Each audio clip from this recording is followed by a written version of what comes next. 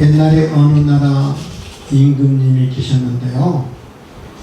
그 임금님이 정원을 산책을 하게 됐습니다. 정원을 산책하게 됐는데 그 정원에는 또 갖가지 나무들도 많고 갖가지 꽃들도 많아요. 그 나무들이 많고 꽃들이 많은 곳에 임금님이 산책하기 위해서 정원을 나갔는데 깜짝 놀랐어요. 왜냐하면 모든 나무들이 모든 꽃들이 다 시들시들하고 죽어가는 거예요. 임금님이 얼마나 놀랐겠어요. 다 죽어가는데. 근데 그 중에 키가 작은 그 참나무한테 물어봤습니다. 임금님이 참나무야 참나무야 너는 왜 이렇게 죽어가니? 참나무가 하는 말이 임금님 저는 전나무처럼 크지도 크지도 않는데 이 작은 나무 참나무 살아서 내가 뭐 하겠습니까?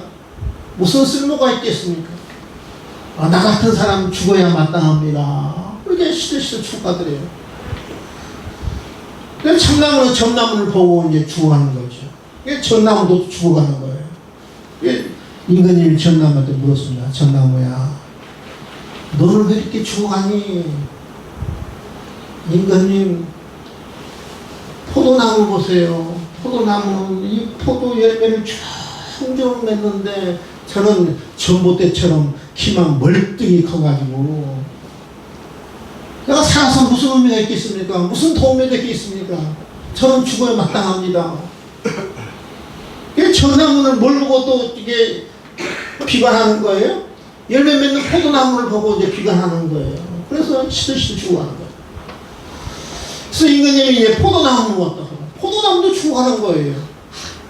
전나무는 포도나무를 부러워하는데 그래서 임금님이 물어요. 포도나무야 너는 왜 이렇게 시들시들해서 죽어가고 있니? 그러니까 임금님이 아니 포도나무가 하는 말이 이 장미꽃은 얼마나 꽃이 아름답고 얼마나 화려합니까? 나는 열매만 맺는데 꽃은 전혀 나는 피지를 못하는데 나한테 살아서 뭘 의미가 있겠습니까? 나는 죽어 마땅합니다. 또 이 포도나무는 또 이 장미꽃을 부러워하면서 죽어가고 있는 거예요. 그러면 또 장미꽃은 뭐예요? 장미꽃은 또 다른 꽃을 생각하면서 또 시들시들 또 죽어가는 거예요. 근데 보니까 그 많은 나무 가운데 그 많은 꽃나무들 가운데 한쪽 기퉁에 작은 볼품 없는 한 꽃이 있었어요. 그 꽃이 어떤 꽃인가 볼까요? 무슨 꽃인가요? 제비꽃. 네? 제비꽃. 모르시는 분만 따라서 제비꽃. 제비꽃. 남자분들 거의 모를 거예요. 이 제비꽃, 여러분 키가 작잖아요. 그렇죠? 작잖아요. 예, 장미꽃보다 훨씬 화려하지 않잖아요. 별로 볼품 없어요. 근데 이 제비꽃만은 아주 싱싱하게 아주 꽃을 이렇게 쫙 핀 거예요. 힘차게 핀 거예요. 활기차게 핀 거예요. 다른 꽃들은 다 죽어가고 다른 나무들은 다 죽어가는데 이 제비꽃. 그래서 임금님이 제비꽃을 물었습니다. 제비꽃아 제비꽃아 너는 다른 꽃들은 다 죽어가는데 너는 그렇게 활기차고 힘있게 이렇게 너는 꽃을 피니? 그러니까 이 제비꽃이 그러는 거예요. 임금님 나를 이곳에 심는 임금님이 나를 심은 이유가 있지 않겠습니까? 임금님이 나를 이곳에 심었던 이유는 꽃을 피워서 임금님을 기쁘게 하도록 하기 위해서 나를 이곳에 심은 줄 나는 알고 있습니다. 그래서 나는 살아서 화려하지 않지만 키는 크지 않지만 열심히 꽃을 피워서 임금님을 기쁘게 하는 것이 나의 기쁨이고 나의 행복입니다. 나는 꽃을 피워 임금님을 기쁘게 하는 것이 나의 삶의 목적입니다. 여러분 임금님이 기뻤겠어요? 안 기뻤겠어요? 기쁜 거죠. 그래서 임금님이 이 제비꽃을 특별히 사랑했고 아꼈다는 거예요. 아꼈다는 거예요. 여러분 그래, 우리가 인생 살면서 우리가 삶의 목적을 알아야 하거든. 삶의 목적을 알아야 합니다. 신앙생활 할 때 중요한 것이 있다면 하나님의 뜻을 하나님 뜻을. 하나님 뜻을 알고 하나님 뜻대로 살아가는 것이에요. 하나님께서 우리에게 가장 원하신 것이 뭘까? 하나님이 가장 우리에게 원하신 것이 뭘까? 여러분, 하나님의 뜻을 보면요, 이렇게 이야기합니다. 따라합시다. 항상 기뻐하라. 항상 기뻐하라. 쉬지 말고 기도하라. 쉬지 말고 기도하라. 범사에 감사하라. 범사에 감사하라. 그러면서 말해요. 이것이 너희를 향하신 하나님의 뜻이 예수 안에서. 세 가지 이야기예요. 하나님의 뜻은 기뻐하는 거, 기도하는 거, 감사하는 거. 따라합시다. 기뻐하는 것, 기뻐하는 것, 기도하는 것, 기도하는 것, 감사하는 것. 감사하는 것. 근데 성경을 볼 때요, 이름을 나열할 때도 그렇고요, 또 이렇게 기뻐하라, 기도하라, 감사하게 나열하는 것도 보면 중요한 것부터 거의 나열해요. 이름을 나열할 때도 이름이 중요한 사람이 먼저 항상 앞에 나와요. 여기서 이 기쁨과 기도와 감사를 나열할 때도 이게 중요한 순서대로 거의 이렇게 나열해요. 그러면 기도하는 것보다, 감사한 것보다 더 중요한 것은 뭐라고요? 기뻐하는 거예요. 하나님의 뜻이 세 가지인데, 특별히 이 세 가지 뜻 가운데 가장 하나님이 원하신 뜻이 뭐다? 따라합시다. 기뻐하라. 기뻐하라. 이 기뻐하는 것을 하나님이 가장 중요하게 생각하는 하나님의 뜻이거든요.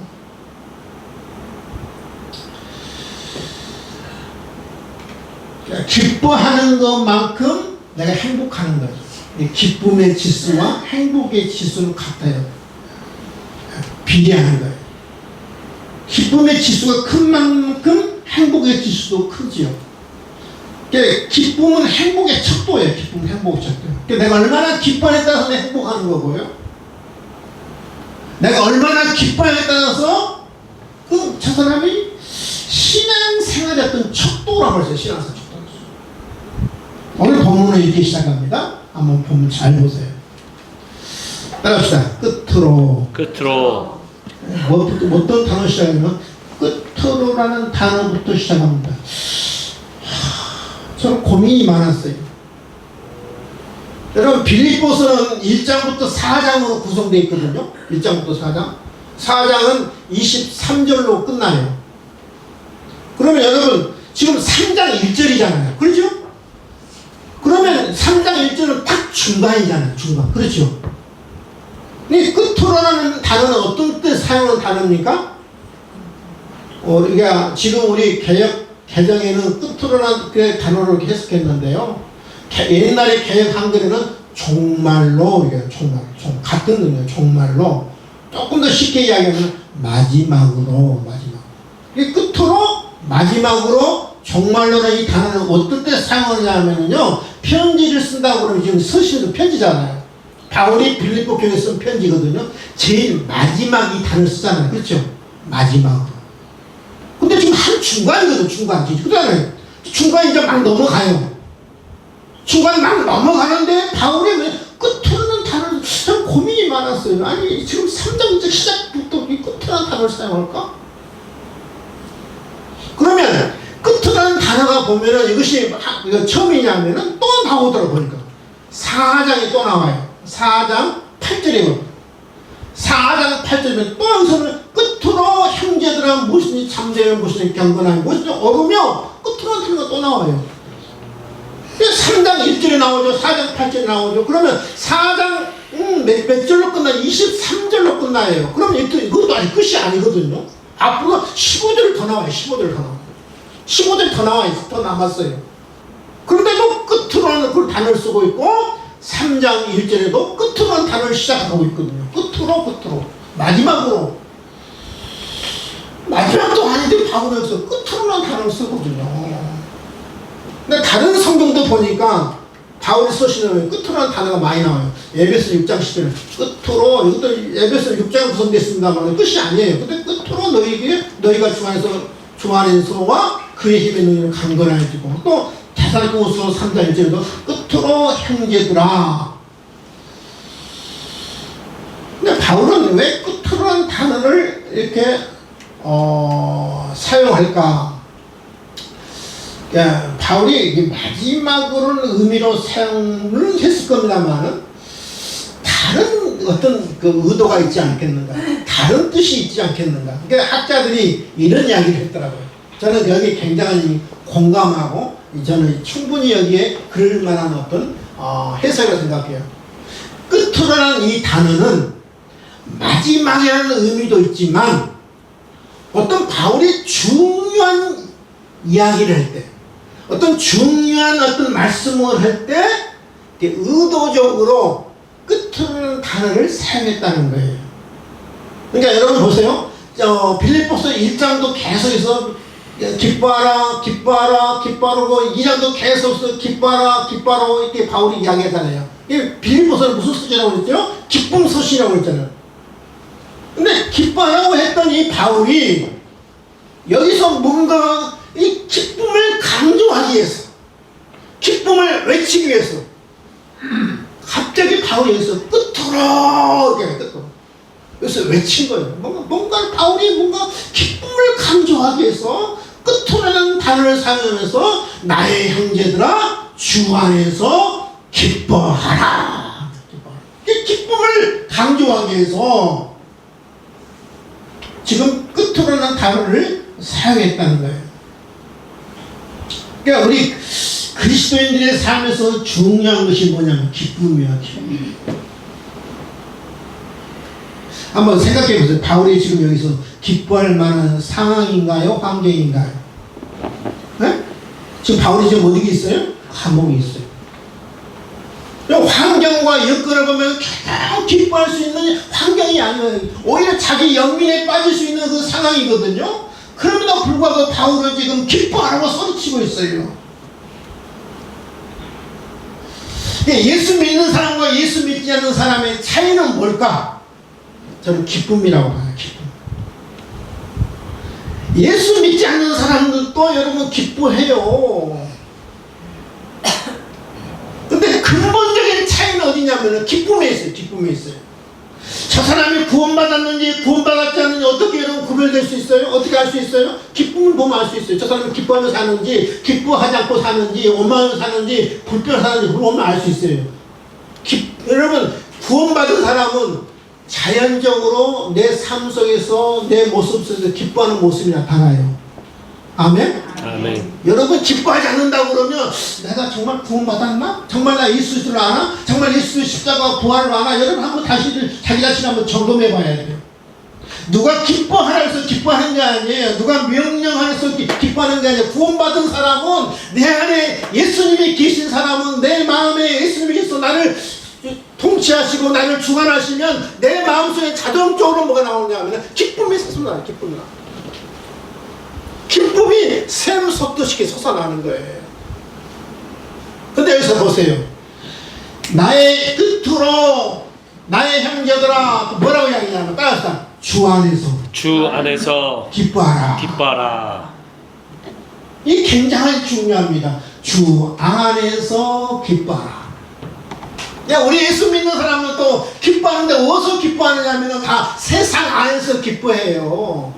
다 기뻐하는 걸 보면은 정말 저 사람이 주님 안에서 기뻐하는가? 세상 안에서 기뻐하는가? 기쁨 다 보면은 다 세상 때문에 기뻐해요. 여러분 세상도 기쁨 준다니까요. 세상도. 예수 믿는 사람들도 다 어디서 기뻐하냐면 주 안에서 기뻐하는데 세상 안에서 기뻐해요. 세상도 기쁨 줘요. 여러분 세상도 우리에게 기쁨을 주는데 어떤 기쁨을 주느냐면 이 세상에 주는 기쁨은요 늘 조건적이에요. 일시적이에요. 한시적이에요. 잠깐이에요. 어느 날 갑자기 물질이 많이 생겼어요. 기쁘잖아요. 내 자녀들이 정말 잘 되고 있어요. 기쁘잖아요. 어느 날 내가 열심히 일하다 보니까 성공했어요. 기쁘잖아요. 세상이 주는 기쁨, 어떤 명예라든지 자녀가 잘 된다든지 갑자기 어떤 물질이 생긴다든지 어떤 성공한다든지 자녀가 어떤 취직을 잘 했다든지 그러면 기쁘잖아요. 그것은 어떤 기쁨이냐? 세상이 주는 기쁨이에요. 그래서 늘 조건적이죠. 뭔가 충족되어야 기쁨이에요. 근데 여러분, 세상이 주는 기쁨은요, 내 어떤 감정이나 환경이나 상황이 바뀌면요, 이 안개처럼 사라져. 안개처럼 사라져. 이게 일시적이에요, 일시적. 내 감정이 사라지면, 기쁨 감정이 사라지면 기쁨 다 사라져버려요. 기쁨 사라져버려요. 금세 기뻐하다 금세 원망하고 금세 불평하는 거예요. 이게 잠시예요. 조건적이거든요. 세상에 주는 기쁨이거든요. 근데 여러분, 우리가 분명히 알아야 되는, 세상에 주는 기쁨은요, 오히려 내 인생에 독이 되는 경우가 많아요. 따라합시다. 세상에 주는 기쁨은 인생에 독이 된다. 오히려 그것이 독이 되는 거예요. 그 성공 때문에 내가 교만해요. 목에 힘이 들어가요. 내 자녀들이 잘된 것 때문에 내가 자랑하고 싶어요. 뽐내고 싶어요. 그것이 여러분 불행의 근원이 되거든요. 오히려 그것이 덕이 되는 거거든요. 오히려 여러분, 세상에 주는 기쁨은 하나님의 심판대에 서는 날 오히려 슬픔과 눈물과 탄식으로 변해요. 근데 우리 예수 믿는 사람들도 다 기뻐하는 거예요. 세상을 기뻐하는 거예요. 세상에서. 오늘 성경 보면 따라합시다. 주 안에서 기뻐하라. 주님 안에서 기뻐하는 거예요. 주님 안에서 기뻐하는 것은 뭐예요? 주님이 주시는 기쁨으로 기뻐하는 거예요. 주님이 주시는 기쁨. 세상에 주는 기쁨이 아니라 주님이 주시는 기쁨으로요. 주님이 주시는 기쁨, 세상에 주는 기쁨이 아니라, 내가 주님 안에 있을 때, 내가 주님 안에 살아갈 때 주님이 내게 기쁨을 줘요. 뭔가 얻어서 기쁜 게 아니에요, 여러분. 내가 어떤 물질을 얻어서, 내가 성공해서, 명예를 얻어서, 뭔가를 얻어서 내가 기뻐하는 것이 아니라 주님 안에 살아갈 때 주님이 내게 기쁨을 줘요.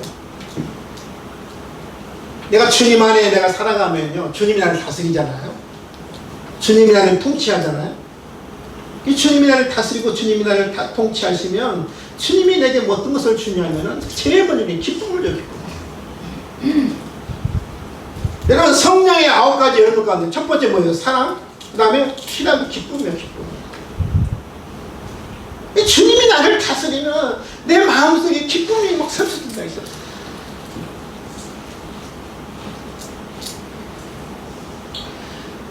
세상이 알 수 없는 기쁨, 세상이 줄 수 없는 기쁨, 세상이 빼앗을 수 없는 기쁨, 상황과 환경을 초월한 기쁨, 바로 그런 기쁨이에요. 그런 기쁨은 어떤 기쁨이겠어요?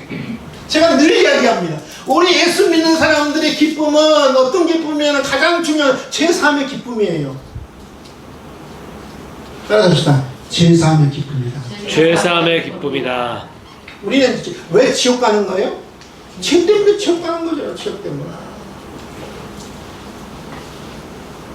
여러분, 근데 내가 죄 때문에 내가 지옥 갈 그런 정말 불쌍한 영혼이었는데, 우리 주님이 하늘 보좌를 버리시고 이 땅에 사람의 몸을 입고 종의 형체를 갖고 이 땅에 오셨잖아요.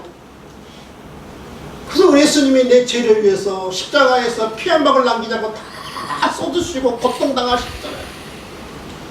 그 주님의 십자가의 보혈 때문에 저와 여러분의 죄가 다 용서받고 깨끗함 받은 자 여러분 믿을 수 있기를 바랍니다. 아멘. 치사 받았죠. 주님의 십자가 때문에 마귀의 자녀였던 우리가 하나님의 자녀가 됐잖아요. 우리 주님이 내 마음에 오심으로 알면 이미 내 마음속에 뭐가 시작되냐면 천국이 시작됐어요. 따라서 합시다. 천국은 이미 시작됐다. 내 마음이 이미 천국은 시작됐어요. 여러분, 우리 예수님이 부활함으로 말미암아 부활의 생명을, 새로운 생명을 내 마음에 심어줬잖아요. 예수님을 영접한 순간 천국은 이미 시작됐습니다. 이미 내 안에 새로운 생명의 씨앗이, 부활의 생명이 내 안에 이미 심겨졌어요. 아멘? 아멘. 또 우리 어떤 기쁨이 있어요, 여러분요? 우리는 미래에 대한 어떤 기쁨이 있잖아요. 미래의 소망에 대한 어떤 기쁨이 있잖아요. 저는 어렸을 때 뒤돌아보면 초등학교 때 뭘 제일 기다렸느냐 하면 마음이 설레느냐면 소풍 가는 거야. 소풍. 기억나시죠? 내일 소풍 간다고 그러면 그날 밤에 잠이 안 와 설레가지고 지금 생각해보면 내가 왜 그랬지? 옛날에는 여러분 먹을 것이 없었잖아요. 소풍 가면은 집거리야 제일 최고의 도시락이 뭐였어요? 네? 김밥? 우리는 꿈도 못 꿨어요. 권사님 잘 쓰셨네요. 저는 최고의 반찬이 뭐였느냐 하면은 계란 삶은 거. 그거. 후라이도 없었어요. 후라이도. 그다음에 후라이 하려면 뭐가 있어야 돼요? 기름도 있어야 하니까. 후라이도 없었고 삶아서 그것도 한 2개 정도. 꼭 도시락은 뭐였냐면은 계란 한 2개 정도 삶은 거. 그다음에 김치. 그런데 그게 설렜어요. 저는 항상 어디 갔냐, 우리 동네, 우리 집 앞 동산 왔거든요. 6년 동안 거기 갔어, 6년 동안. 간데 또 가고, 간데 또 가고, 그런데도 소풍 간다면 그게 설렜어요. 왜요? 그 계란 2개. 삶은 계란 2개. 그것 때문에 설렜는 느낌이 나요. 여러분, 우리 주님이 앞서 가서 천국을 우리 준비하고 계시잖아요. 천국을 다 준비해 두시면 우리 주님이 이 땅에 오셔서 저와 여러분을 재림하셔서 저와 여러분을 저는 데려가실 줄 믿습니다. 아멘. 그때 우리 부활의 몸을 갖고 우리가 부활하잖아요. 천국은 어떤 곳이에요? 성경 말하잖아요. 거기는 죽음이 없고 사망이 없고 애통하는 것이 없고 고가는 것이 없고 슬픔이 없고 질병이 없다고 말하잖아요. 거기는 사랑이 풍성한 겁니다. 기쁨만 있는 것이에요. 우리는 그 미래에 대한 소망이 있잖아요. 이 기쁨은 여러분 세상 사람들이 알아야 몰라요? 몰라요. 세상 사람들이 경험해야 못 경험해요. 알 수도 없고 경험할 수도 없고 깨달을 수 없는 그 기쁨 누구에 있느냐 하면은 예수 믿는 사람에게 있는 거예요. 아멘. 이 기쁨이 우리에게 있잖아요. 기쁨이 주 안에 기뻐하라 그래. 주님 안에서만 누릴 수 있는 기쁨이거든요.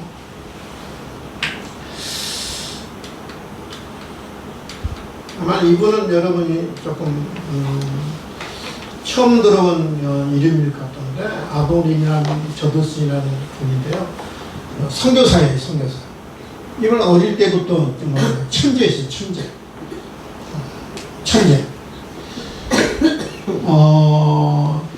미얀마, 옛날에 우리는 버마라 했고 미얀마가 지금 군사 독재 정치하고 있잖아요. 그래서 아웅산 수지 여사가 소속된 나라가 여기 버마, 미얀마인데 이분이 천재여서 브라운대 대학을 수석으로 졸업했어요. 이 교수 제안을 받기도 했던 분인데 교수 길로 가려다가 이 사람이 교수 길을 포기해요. 왜냐하면 갑자기 자기 친한 친구가 갑자기 죽게 돼요. 자기 친한 친구가 갑자기 죽게 된 것을 보고 충격을 받아요. 그래서 이분이 신학교에 선교사로 지원합니다. 신학교를 졸업하고 선교사로 지원합니다. 처음에 어디를 지원하느냐면 인도로 갑니다. 인도로 갔다가 인도 바로 옆에가 이제 미얀마 버마잖아요. 인도로 갔다가 이제 거기서 선교 실패하고 미얀마로 옵니다. 그때 당시는 여러분 이 미얀마는 무슨 국가냐면 불교 국가잖아요. 불교 국가. 다 불교인들이 있거든요. 그럼 그 당시에는 이제 이 양반이 태어날 때가 1800년도니까 죽은 것이 한 1895년도가 죽었거든요. 1800 초에 태어났다가 1800 후반기에 죽었는데 1800년대 왕정정치 얘가 그 나라를 왕이 다스리는 정치. 그러니까 불교 나라지 얼마나 이 기독교에 대한 그 핍박이 심했는지 모르네요. 최초의 선교사님도 불구하고 그렇게 핍박이 심했어요. 핍박이 심했어요. 그러니까 6년 동안 미얀마에서 복음을 전하는데 한 사람도 신앙의 열매를 못 거뒀어요. 생각해보세요. 6년 동안 예수를 전하, 예수를 믿어라, 예수를 믿으면 구원받습니다, 예수를 영접해야 합니다, 이렇게 전하는데 6년 동안 한 사람도 결신을 못 받은 거예요. 근데 6년 만에 한 사람을 결신해서 세례를 베풉니다. 생각해보세요. 6년 동안 한 사람 전동해서 세례를, 얼마나 여러분 감동적이겠어요. 근데 그때 당시에 영국하고 미얀마하고 전쟁이 일어난 거예요.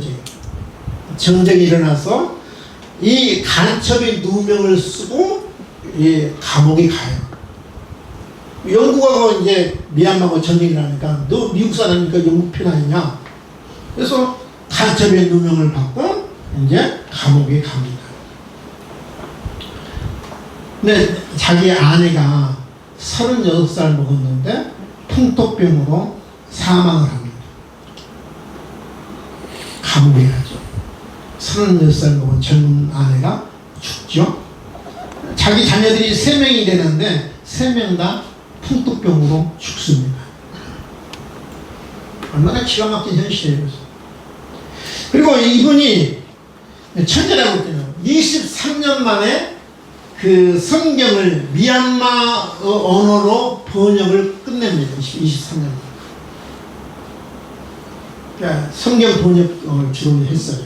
23년 만에 미얀마로 성경을 번역하고 33년 만에 자기 고국으로 돌아와요. 고국. 여러분 생각해보세요. 33년 만에 고국으로 돌아오면 이미 영어를 다 잊어버릴 정도죠.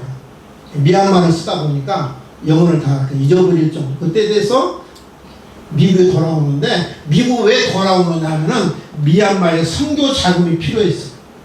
선교 자금이 필요해서 이제 미국에 돌아오는데, 아내가 같이 떠났는데 아내가 죽죠. 자녀들 다 죽죠. 얼마나 마음이 여러분 참 허전하겠어요.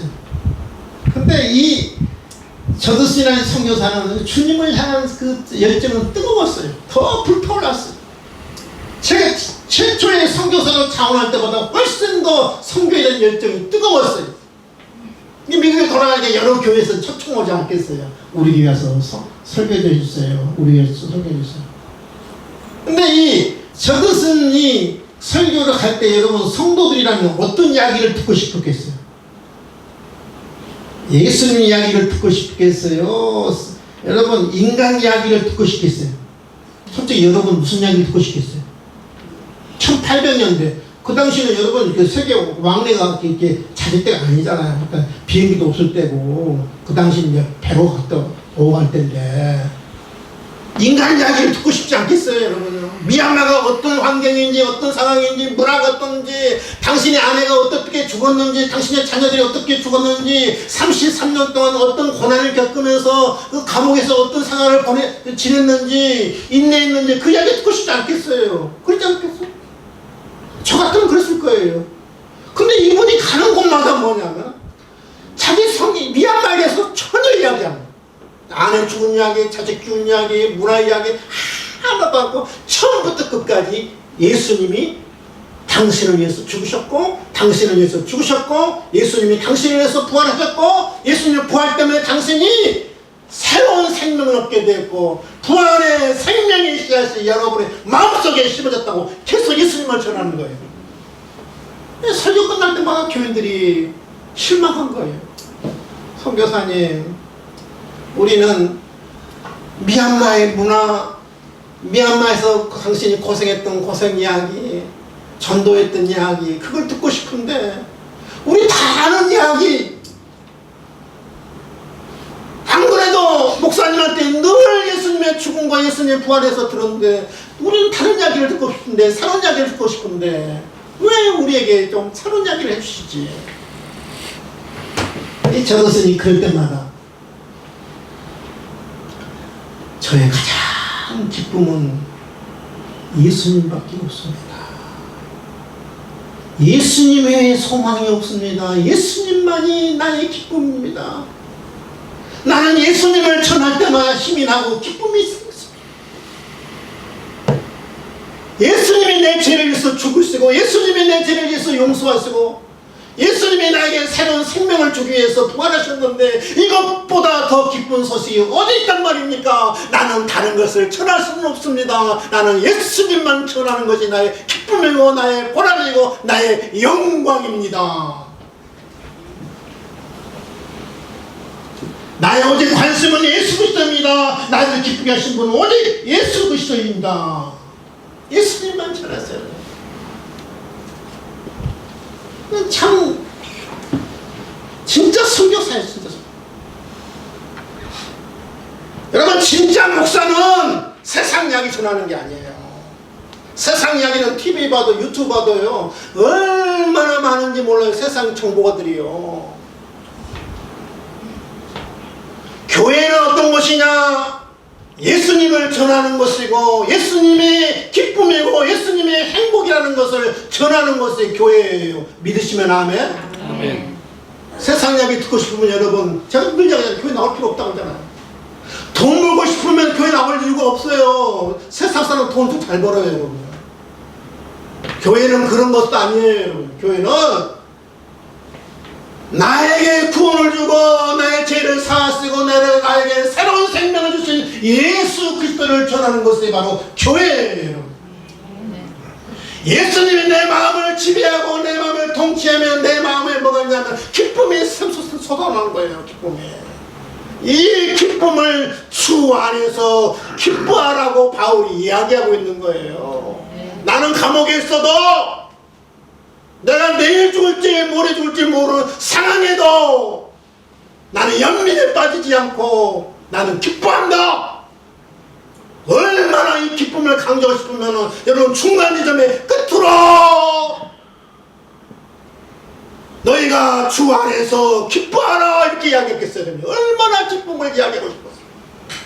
우리가 바울의 마음과 바울의 심정을 우리가 헤아리면서 본문을 읽을 줄 알고 들 줄 알아야 돼요. 얼마나 바울이 기쁨을 이야기하고 싶으면 중간 지점에 딱 중간에 앉는데 끝으로 그러면서 바울이 보세요. 얼마나 이것을 이야기하는 거 볼까요? 기쁨을 아무리 강조하고 반복해서 지나치 않아요. 끝으로 나의 형제들아 주 안에 기뻐하라. 너에게 같은 말을 쓰는 것이 너에게는 수고로움이 없다 그래요. 번거로움이 없다. 내가 아무리 기쁨을 강조해도 지나치지 않다. 내가 번거로움이 없다. 수고가 없다. 그러니까 얼마나 바울이 기쁨을 이야기하고 싶으면 내가 번거롭지 않다. 수고롭지 않다. 피곤하지 않다. 힘들지 않다. 귀찮지 않다. 대부분의 성도들이 저는 알아요. 성도들이 어떤 설교를 듣고 싶은지는 다 알아요. 복받는 이야기 듣기를 제일 좋아해요. 복받은 이야기 설교하면 다 은혜받다 하고요. 기분 좋고 가요. 저처럼 십자가만 이야기하고 부활 이야기하면은요, 했던 이야기 목사님 또 해네. 지난주에 했던 이야기 오늘 또 이번 주 또 하고 또 다음 주에 또 하시겠네. 은혜 받던 사람이 거의 없어요. 거의 없어요. 그럼에도 불구하고 뭐래요? 같은 말을 쓰는 것이 내게는 번거롭지 않다. 수고롭지 않다. 지나치지 않다고 이야기해요. 여러분 참 진리는요 반복해야 돼. 반복해. 우리는 늘 해아래서 새로운 것이 없다고 전도서 이야기하고 있잖아요. 근데 우리는 늘 새로운 거 들으려고. 새로운 거. 여러분 새로운 거 듣고 싶으면 우리 교회 나오실 필요 없어요. 저는 제가 분명히 합니다. 저는 제가 죽을 때까지, 제가 은퇴할 그 순간까지 저는 십자가와 부활만 전할 거예요. 아멘? 아멘. 새로운 거 듣고 싶으면 우리 교회 나오실 필요 없어요. 반복. 여러분 우리가 그 운동선수들이요 이거 같은 거예요. 어떤 기술을 익힌다 생각합시다. 기술을 익힌다. 여러분 지식으로만 이론으로만 익힌다고 해서 여러분 그게 지식인가요? 아니잖아요. 운동선수들은 뭐예요? 내 몸에 배야 돼. 그렇잖아요. 어떤 내가 지식을 내 몸에 배이려면 쫙 훈련하다 이렇게 훈련. 드라이브 훈련 이렇게. 장학기나 드라이브. 몸에 배야 하거든요. 기쁨도 마찬가지. 기쁨도 마찬가지. 이론으로만 내려면 기뻐하는 건 아무 소용없어요. 내 몸에 배야 돼. 그래서 늘 그 진리를 뭐냐 반복해야 돼. 반복해. 십자가도 반복하고 부활도 반복하고 내가 십자가와 부활을 믿으면 기쁨이 내가 나오는데 그 기쁨도 늘 반복하는 거예요. 반복하는 거예요. 진리는 반복하는 거예요. 따라합시다. 진리는 반복하는 것이다. 반복하는 것이다. 그럼 보세요. 기뻐하라 너희에게는 뭐라고 해요? 안전하니라. 기쁨은 신앙생활에서 가장 안전한 거예요. 기쁨은 신앙에서 가장 안전한 거예요. 여러분 그 사람이 기뻐하다는 말은 마음이 안전됐다는 거예요. 안전. 그 사람이 기뻐한다는 말은 신앙이 안전돼 불안하지 않다는 말이에요. 여러분 공사장에 보면 항상 뭐가 제일이라고 합니까? 안전. 뭔 제일? 안전. 제일. 잘 아시잖아요. 안전 제일. 이 신앙의 안전 제일이 뭐냐면 기쁨이에요. 기쁨은 가장 안전한 거예요. 여러분 성경은 분명히 하게 해요. 내 너에게는 안전하니라. 안전 제일이 뭐냐면 신앙의 안전 제일은 기쁨이에요. 그 사람의 신앙 상태가 좋은지 영적 상태가 좋은지 그 보려면 뭘 들어 아느냐면 그 사람이 기뻐하는지 뭐 알았어요. 기쁨이 있으면 가정도 안전하고 교회도 안전하는 거예요. 기쁨이 있으면 그 사람의 믿음이 안전되는 거예요. 여러분 마음의 기쁨을 잃어버렸다는 말은 여러분의 신앙이 흔들고 있다는 거거든요. 신앙이 흔들고 믿음이 흔들고 있다는 거예요. 여러분 영적 건강이 지금 흔들고 있다는 거예요. 그러니까 여러분 기뻐해야 돼요. 예배 드릴 때도 기뻐해야 하고 찬송 부를 때도 기뻐해야 하고 기도할 때도 기뻐해야 하고 여러분 끝나고 김밥 먹을 때도 어떻게 먹었죠? 기쁨. 따라합시다. 김밥 먹을 때도 기쁨 먹을 기쁨을 먹자.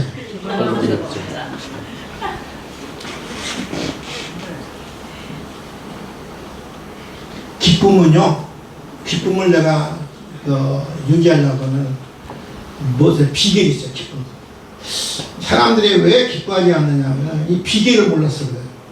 주 안에서 기뻐하는 그 비결이 뭘까? 따라합시다. 기쁨은 결단과 선택의 문제다. 잘 들으세요. 기쁨은 그냥 오는 게 아니에요. 결단과 선택의 문제예요. 한 달 전에 우리 교회 우리 김병호 집사님이 사과 한 박스 이렇게 주셨잖아요. 잘 먹으셨죠? 네. 여러분 사과 한 박스가 여러분이 만약에 선물로 들어온다 그러면 두 종류 사람이 있을 거예요. 한 사람은 썩은 것부터 물난 것부터 먹은 사람이 있을 거예요. 한 사람은 좋은 것부터 싱싱한 것부터 먹는 사람이 있을 거예요. 여러분 어떤 것부터 먹나요? 좋은 것부터? 좋은 것부터 먹는 사람은요 계속해서 좋은 것만 먹어요. 근데 어떤 사람은 어떠냐, 아까우니까 빨리 썩으니까 썩은 것부터 물난 것부터 물컹 것부터 먹는 사람이 그 사람은 끝날 때까지 썩은 것만 먹어요.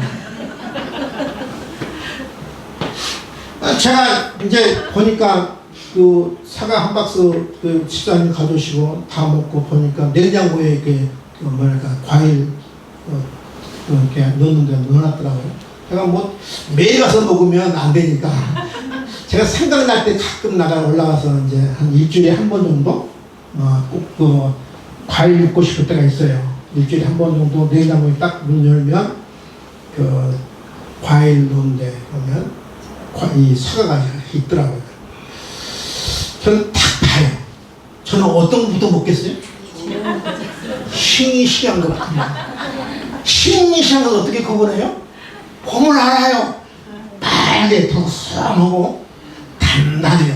네, 딱 보고 단단하게 보이는 거, 그것을 보이는 거 딱 집어서 깎아서 먹으면 진짜 맛있어요. 근데 다 그러니까 싱싱하지만 조금 색깔이 조금 옅은 거, 조금 물렁물렁해 보이는 거는 손도 안 돼요. 손도 안 돼. 저는 항상 뭐만 먹어요? 저는 싱싱한 거 먹어요. 싱싱한 거 먹어요.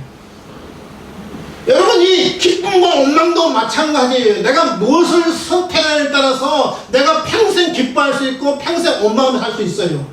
여러분 기쁨을 기뻐하면서 살기로 결정하고 선택하면 여러분이 기쁨 가운데 살 수 있지만 내가 원망하면서 살기로 결정하고 선택하면 평생 원망하면서 사는 거예요. 기쁨은 나의 선택에 달려있고 나의 결정에 달려있어요. 믿으시면 아멘? 아멘. 한번 생각해보세요. 나는 어떤 선택을 하는가? 원망을 선택하는가? 기쁨을 두 가지 선택할 수 있어요. 여러분 자유예요. 기쁨을 선택할 수 있기를 주님의 이름으로 축원을 드립니다. 아멘. 기쁨을 선택하는 거야. 그래 내가 오늘은 말고 내일부터 하자. 내일부터 그래 오늘까지 내가 원망하고 불평하고 짜증내고 하다가 내일부터 내가 짠 하면서 새로운 날을 내가 기뻐하면서 살지 그러지 말고 기쁨은 따라주다. 지금부터 오늘부터 이 시간부터 예배 드릴 때도 기쁨 가운데 예배 드리고 찬송 부를 때도 기쁨 가운데 찬송 무거지상 해봐야 뭐 알아주지 않아요. 어렵다고 무거지상 뭐 다녀보세요. 누가 알아주지 않는다니까요. 오히려 피하지. 기쁨 가운데 사는 거예요. 주님이 주신 은혜 때문에 기쁨 사는 거예요. 어떤 사람이 그래 나 기뻐하면서 살자. 그래서 이런 결정을 했어요. 요일마다 그 7행시였죠. 7행시였어요. 요일이 가지고 7행시였어요. 어떻게 기쁘게 살까 하다가 요일 가지고 7행시였어요. 주일부터 주일은 주님께서 은혜 주시는 그 은혜를 생각하면서 기쁘게 살자. 아멘? 아멘. 월요일날은 월급 받은 날로 생각하면서 기쁘게 살자. 화요일날은 화창한 봄날의 그 햇빛처럼 내가 기쁘게 살자. 수요일날은 수많은 사람들 가운데 특별히 하나님 나를 부르시고 나를 선택한 나를 구원하신 그것을 생각하면서 기쁘게 살자. 목요일날은 목욕한 날처럼 내가 기쁘게 살자. 옛날에는 목욕 잘 못했잖아요. 옛날에 한 달에 한 번 명절 때만 해서 목욕했잖아요. 기억나시죠? 설날 일주일 전에 동네 목욕탕에 물 끓여가지고 1년에 딱 한 2번 정도 목욕했어요. 발 뒤꿈치에 뭐가 있어요? 목욕한 날처럼 기쁘게 살자. 금멸류관을 주님이 주실 것을 생각하면서 기쁘게 살자. 토끼처럼 해야 할 일을 잽싸게 하고 주님의 날을 기다리면서 기쁘게 살자. 토끼처럼 해야 할 일을 잽싸게 빠르게 하고 빠르게 처리하고 주일날을 기대하면서 기다리면서 기쁘게 살자. 매일매일 이렇게 기쁘게 살아야 돼요. 그렇게 결정하고 결단하고 그렇게 선택한 거예요. 기쁘게 살면 마지막 결론입니다. 진짜 정말로 이제 끝으로 저는 끝은 끝입니다. 강조는 이런 마지막으로 말씀을 기뻐하기로 내가 선택하고 결정하면 내가 달라져요. 내가 달라요. 아멘? 아멘. 저는 어디 가면 인상 좋다는 이야기 많이 듣거든요. 정말이요. 아유, 인상 좋으시네요. 또 기쁨 살면 기쁨. 내가 달라져요. 내가 달라져요. 내 삶이 달라지고요. 내 마음이 달라져요. 내 마음이 달라져요. 삶이 달라져요. 이웃이 달라져요. 내 주변이 달라져요. 여러분 기뻐하면 내가 달라지고 삶이 달라지고 세상이 달라지고 이웃이 달라지고 모든 것이 달라져요. 새로운 생명의 역사가 일어나는 거예요. 놀라운 역사가 일어나는 거예요. 내가 기뻐하지 않기 때문에 놀라운 역사가 일어나지 않는 거예요. 기뻐하라, 기도하라, 감사하라. 우리가 하나님 뜻이라 이야기하는데 우리는 못하는 거예요. 그 중에 가장 중요한 건 뭐냐면 기뻐하는 거예요. 기뻐하는 거예요. 기뻐할 때 누가 기쁨을 얻느냐? 기뻐하시냐? 하나님이 기뻐하잖아요. 하나님이 기뻐하시면 우리가 뭘 주게 돼요? 그냥 은혜 주시잖아요. 맨날 죽을 상하면서 원망하면서 불평하면서 하나님이 주고 싶은데 죽었어요. 은혜를. 여러분 자녀들이 찾아오잖아요. 자녀들 찾아오면 늘 기뻐하고 부모한테 늘 감사하고 그러면 더 주고 싶은데 만약에 맨날 원망하고 불평하면 어떡하고 싶어요? 그냥 썰이라도 때려서 보내고 싶잖아요. 그렇잖아요. 하나님 똑같은 마음이에요. 기뻐하세요. 아멘? 아멘. 기뻐할 때 내가 달라지고, 기뻐할 때 삶이 달라지고, 기뻐할 때 주변이 달라지고, 이웃이 달라지고, 세상이 달라지는 거죠. 기도하겠습니다. 하나님 아버지 감사합니다. 바울은 중간 지점에 마지막으로 정말로 끝으로 단어를 사용하면서 다시 한번 기쁨을 강조한 것을 볼 수 있습니다.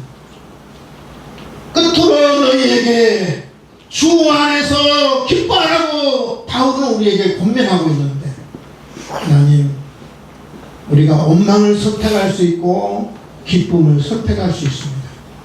하나님, 우리는 무엇을 선택하면 삶입니까? 하나님, 이 시간 이후부터 기쁨을 선택해 주시고 감사를 선택할 수 있도록 특별히 저희들에게 은혜를 도하여 주시옵소서. 감사하며 예수님의 이름으로 기도하옵나이다. 아멘.